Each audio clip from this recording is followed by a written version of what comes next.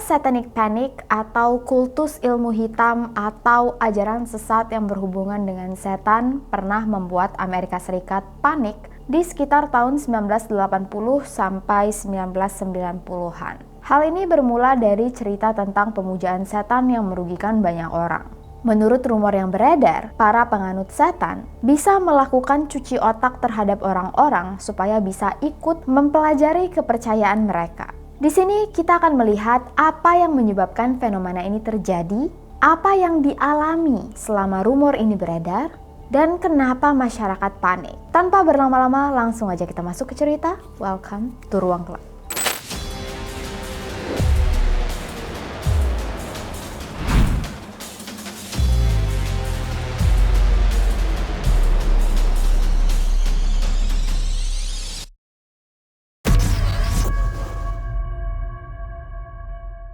Satanic Panic pertama kali mulai terkenal saat ada film horor yang menceritakan tentang pemujaan iblis. Di antara semua film-film horor ini, ada satu film yang tidak bisa dilupakan oleh warga waktu itu, yaitu film berjudul The Exorcist yang tayang di tahun 1973. Mungkin kalian juga udah pernah nonton. Kesuksesan film The Exorcist udah nggak usah dipertanyakan lagi. Bahkan filmnya menggeser beberapa film-film romantis yang tayang waktu itu. Kesuksesan film The Exorcist tentunya menimbulkan rumor-rumor baru. Misalnya, waktu ada yang nonton di bioskop, katanya ada yang kesurupan. Setelah nonton, ketempelan. Saking hebohnya, salah satu pendeta paling terkenal di Amerika waktu itu yang bernama Billy Graham, terang-terangan menyatakan bahwa film ini dikutuk. Pendeta Billy mengingatkan pada semua orang jangan menonton film ini karena berbahaya. Yang sudah menonton diharapkan untuk hati-hati. Saking seramnya, film ini katanya bisa mempengaruhi psikologis orang-orang yang menonton. Sampai-sampai film The Exorcist dilarang tayang di Inggris. Dan meskipun ada banyak banget kontroversi tentang film ini, justru makin banyak film horor lain yang ikut-ikutan pengen menciptakan film seperti film The Exorcist. Bahkan pembuat film The Exorcist sendiri membuat beberapa sequel film lain yang kemudian rilis 4 tahun setelahnya. Selain film The Exorcist, ada juga film-film lain yang seram. Seperti film The Omen, Satan's School for Girls, Trick or Treat, The Amityville Horror, dan juga The Poltergeist. Film-film horor inilah yang membuat masyarakat mulai mengenali yang namanya setan, iblis, dan menjadi dasar pondasi Satanic Panic. Fenomena ini makin menjadi-jadi saat The Exorcist dan film-film horor lainnya juga ikut tayang di televisi. Jadi para penikmat TV-TV lokal juga ikut-ikutan merasakan dan mengetahui hal-hal yang berhubungan dengan iblis. Menurut yang gua baca nih, ada beberapa alasan kenapa film-film horor yang menyangkut iblis jauh lebih mengerikan daripada film-film horor biasa. Kalau kalian suka dengan yang namanya true crime dan mengikuti kisah-kisah serial killer, pasti kalian gak asing dengan nama Charles Manson. Kasus Charles Manson sudah pernah Ruang Gelap bahas, tapi kayaknya sih di take down oleh YouTube, cuman gue kurang tahu juga. Kemarin kita appeal itu jadinya balik atau memang hilang. Ini ketawa sedih nih. Nah, kasus-kasus nyata yang seperti ini biasanya digoreng lagi oleh pihak media untuk dijadikan film yang kemudian dibumbu-bumbui, terus dilabeli dengan kata-kata diangkat dari kisah nyata. Misalnya nih, drama American Horror Story. Mereka pernah menyisipkan episode yang diambil dari kisah Charles Manson. Nah, Charles Manson bisa dibilang sebagai salah satu tokoh paling berpengaruh terhadap gerakan pengikut setan. Bahkan kalau kalian ngeh, di jidat Charles ada tulisan swastika yang artinya, "Saya tidak percaya Tuhan." Sebenarnya lambang swastika ini merupakan lambang kepercayaan lain, tapi semenjak dipakai oleh Nazi yang digambarkan penuh kebencian, lama-lama lambang ini memiliki konotasi yang buruk di hadapan masyarakat. Setelah kasus Charles Manson di tahun 80-an, terjadi juga kerusuhan di tahun 80-an yang membuat tuduhan penyembahan terhadap setan makin marak. Gara-gara kerusuhan ini, muncullah istilah latchkey kid. Istilah yang diberikan untuk anak-anak kecil yang biasanya ditinggalkan di rumah sendirian karena orang tuanya sibuk bekerja. So, apa hubungan antara latchkey kid dengan fenomena Satanic Panic?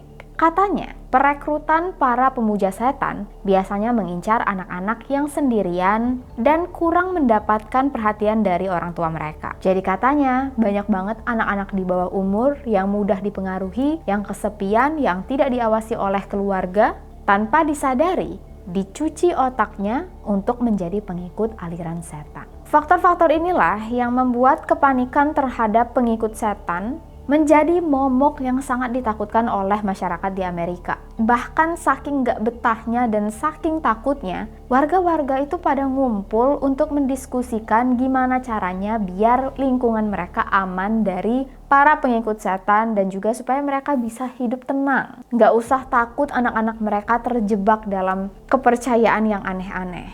Di tahun yang sama pada tahun 1983, penganut kepercayaan Kristen konservatif yang menyebut diri mereka sebagai evangelikalisme merasa perlu untuk membicarakan soal satanic panic ini supaya masyarakat jauh lebih aware dan juga rumor yang beredar bisa diklarifikasi kebenarannya. Beberapa jemaah gereja setuju, bahkan menurut mereka perlu untuk memanggil TV atau media meliput ceramah-ceramah ini supaya nantinya orang-orang tahu betapa bahayanya aksi pemujaan setan yang sedang marak terjadi di lingkungan mereka. Akhirnya, stasiun TV NBC yang menayangkan kisah tentang pemujaan setan. Mereka membuat sebuah acara yang diberi judul Devil Worship: Exposing Satan's Underground. Nah, jam tayang program ini nggak wajar. Biasanya acara-acara horor kan tayangnya malam hari ya. Tapi program yang dibuat oleh NBC ini ditayangkan di pagi hari. Jadi waktu orang lagi sarapan, mereka nonton film tentang setan. Cuman entah apakah karena programnya terlalu berlebihan atau memang orang merasa tidak niat untuk nonton karena takut, atau karena memang dianggap tidak seharusnya ditonton oleh anak-anak. Karena jam-jam pagi sarapan itu biasanya yang nonton TV kan anak-anak ya, lagi sarapan buat pergi sekolah. Jadi rating program ini tuh anjlok banget, sampai-sampai nggak ada satupun iklan yang mau ngiklan di tayangan ini.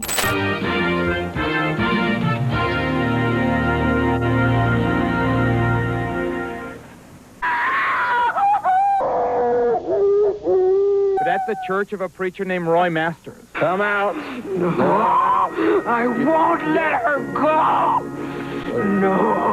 Tapi kalau memang diperhatikan ya, di video-video ruang gelap misalnya, kalau kita bahas yang namanya berantai, pasti itu sekitar tahun 90 atau tahun 60-an. Yang memang saat-saat inilah terjadi kepanikan terhadap yang namanya setan. Pemujaan setan maksudnya. Bahkan kalau dicek lewat Wikipedia, negara yang paling panik tentang pengabdi atau pengikut setan adalah Amerika. Dan tingkat kriminalitas mereka waktu itu sangat-sangat tinggi. Dan mungkin ini yang menjadi alasan kenapa waktu itu orang-orang pada panik. Karena tingkat kriminalitas mereka tinggi, terus ada rumor tentang pengikut setan. Entah apakah memang benar ada korelasi di antara dua ini atau enggak. Tapi yang jelas, gua merasa wajar juga kalau waktu itu orang-orang pada panik. Karena masyarakat sudah mulai resah, mulai dari golongan bawah sampai golongan atas. Mereka mencoba untuk menemukan kejahatan yang enggak aneh. Tapi hampir semua kejahatan yang terjadi waktu itu selalu aja menurut mereka ini adalah hal yang aneh. Ada juga sekelompok relawan yang sengaja berusaha untuk memberantas penculikan anak-anak yang katanya berhubungan dengan kasus satanis. Anak-anak yang pernah mengalami trauma nantinya diinterogasi oleh psikolog atau ahli dan berusaha untuk digali apakah mereka mengalami SRA. Apa itu SRA? Satanic Ritual Abuse. Yang katanya diam-diam anak-anak ini mengalami kekerasan yang dilakukan oleh kelompok satanis, tapi mereka nggak ingat. Orang-orang yang berusaha memberantas fenomena ini ada banyak dan berasal dari macam-macam bidang. Mulai dari psikiater, jurnalis, ahli hukum, sampai akhirnya rumah sakit jiwa juga ikut turun tangan. Dan dari sinilah muncul sebutan repressed memory. Repressed memory adalah sistem untuk memanggil ingatan yang sudah terlupakan atau sudah lama hilang. Lagi-lagi balik ke SRA tadi. Gimana caranya? Dengan hipnotis. Karena para ahli masih percaya anak-anak ini sebenarnya sudah dicuci otaknya, tapi mereka lupa kalau mereka telah mengalami pencucian otak. Salah satu kasus yang paling menggegerkan masyarakat Amerika pada saat itu adalah kasus McMartin Preschool Trial. Ini Ruang Gelap juga sudah pernah bahas. Kalau kalian mau detailnya bisa klik di link atas ini, tapi kali ini kita bakal bahas secara general. So, di tahun 1980-an, sekolah TK McMartin dikatakan menjadi tempat pelecehan anak-anak.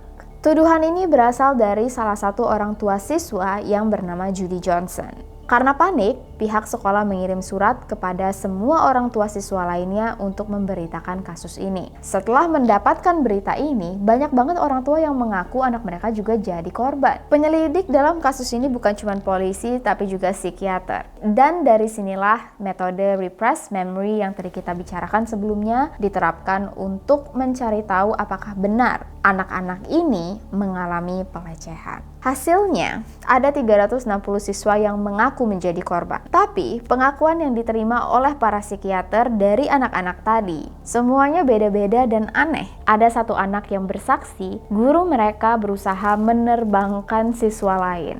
Kasus ini benar-benar parah sih. Bisa dibilang tidak jelas dan sangat bertele-tele. Negara sampai mengeluarkan 15 juta dolar untuk mengurusi kasus ini di pengadilan. Kalau mau berbicara soal bukti, hampir tidak ada. Semuanya berasal dari ketakutan orang tua dan juga cerita anak-anak yang menurut psikiater tidak masuk akal. Setahun setelah kasus ini viral, Judy Johnson, wali murid pertama yang mengatakan bahwa anaknya mengalami pelecehan, dinyatakan mengidap skizofrenia. Iya guys. Jadi besar kemungkinan semua tuduhan yang diucapkan oleh Judy sebenarnya hanya berasal dari imajinasinya. Halusinasi yang disebabkan oleh gangguan skizofrenia.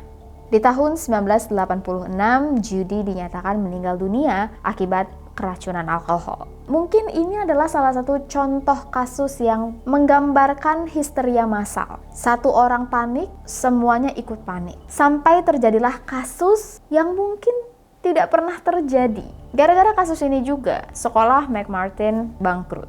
Bahkan beberapa oknum mengaku mereka membuat-buat cerita karena terpancing oleh cerita-cerita orang lain.